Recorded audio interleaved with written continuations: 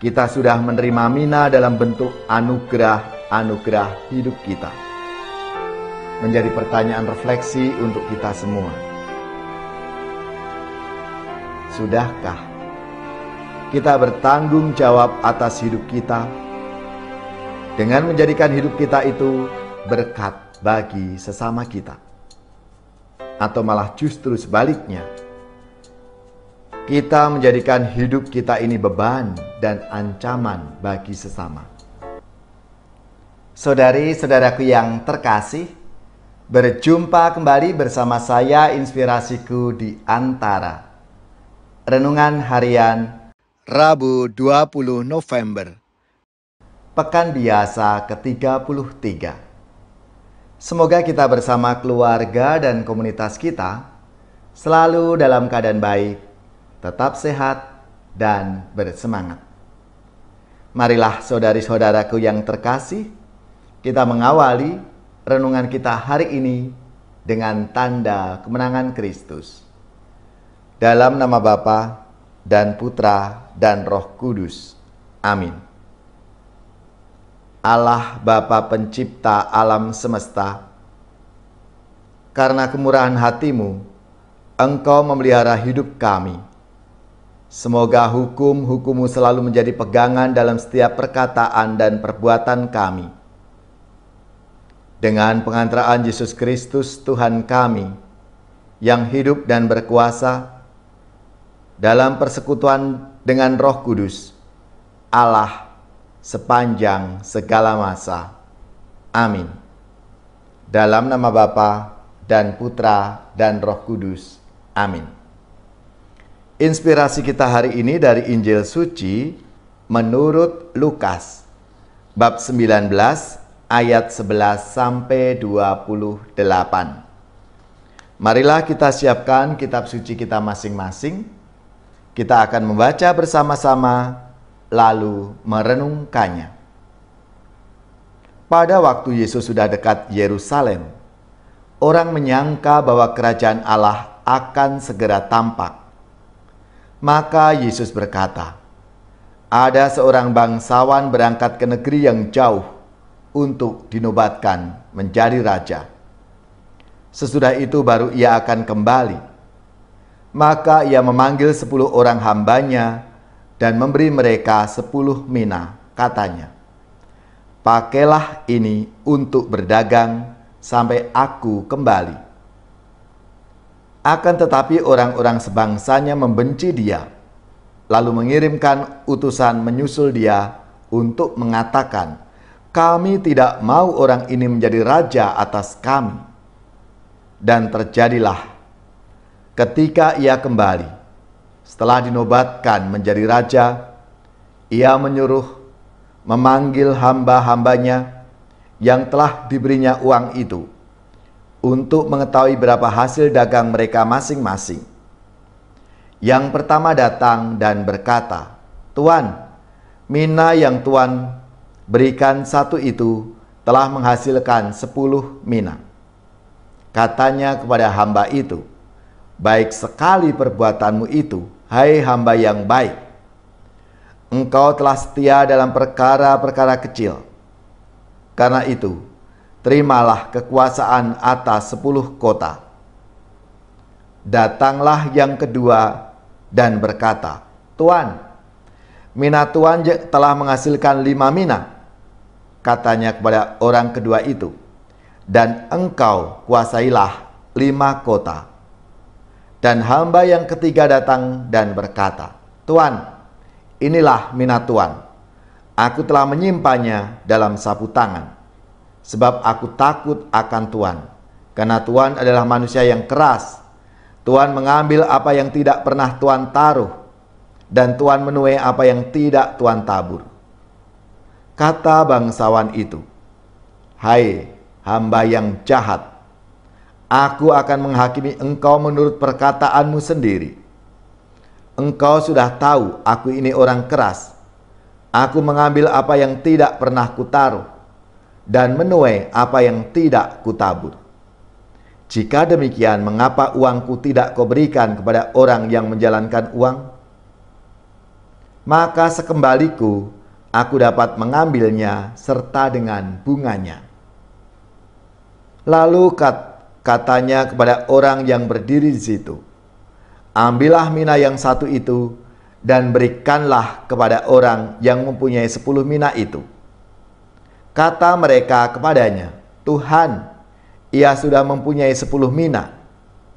Ia menjawab, aku berkata kepadamu, setiap orang yang mampu, ia akan diberi.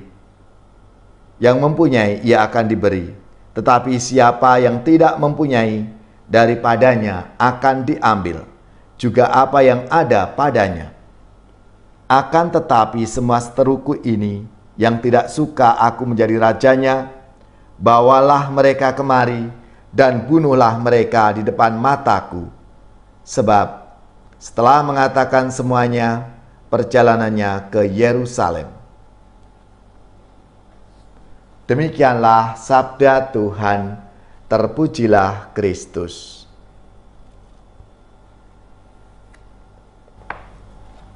Saudari-saudaraku yang terkasih, lewat perumpamaan tentang mina, Yesus dengan sangat gamblang menggambarkan siapa sosok Allah itu.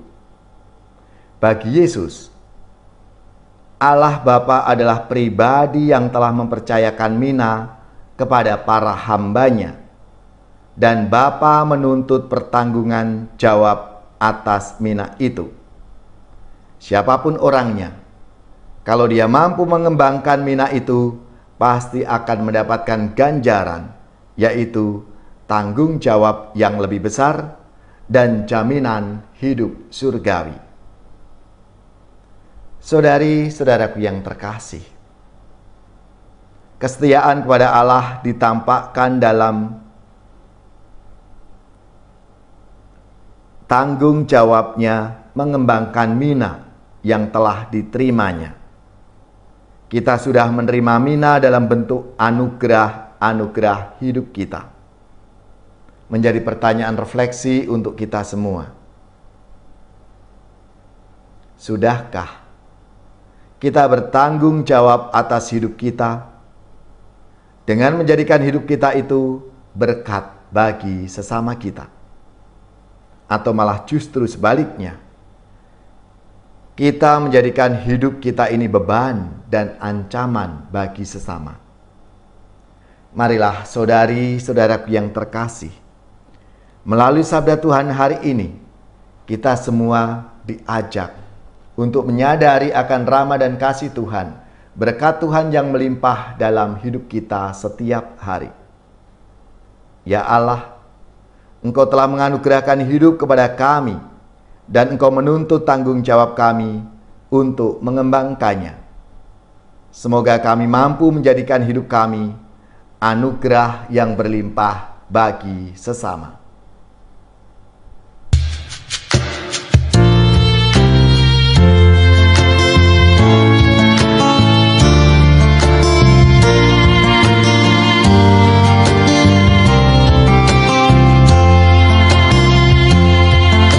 Anugerah-Mu Tuhan sungguh besar, Kau rancang hidupku dengan kasih-Mu. Alam semesta raya indah mempesona, itulah tanda keagungan-Mu.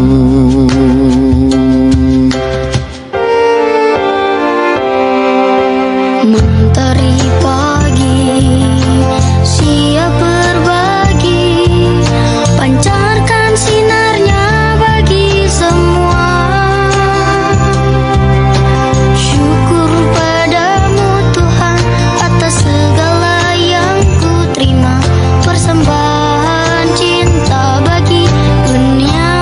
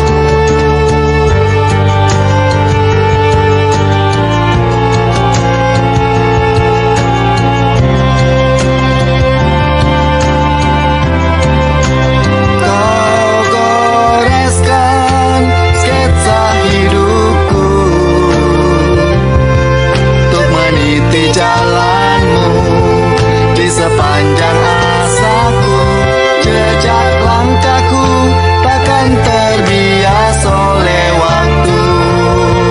Selama ku percaya kepadamu,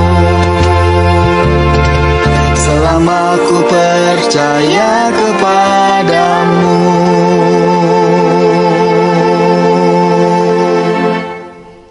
Saudari-saudaraku yang terkasih, marilah kita mengakhiri renungan kita hari ini dengan mohon berkat Tuhan, dan kita akan menerima tugas perutusan. Marilah kita siapkan hati kita untuk menerima berkat-Nya. Semoga saudari-saudara sekalian, keluarga-keluarga dan komunitas kita, orang-orang yang kita doakan, mereka yang sakit, yang menderita, seluruh tugas, belajar, pekerjaan, usaha serta karya pelayanan kita dibimbing, dilindungi dan diberkati oleh Allah yang Maha Kuasa, Bapa dan Putra dan Roh Kudus. Amin.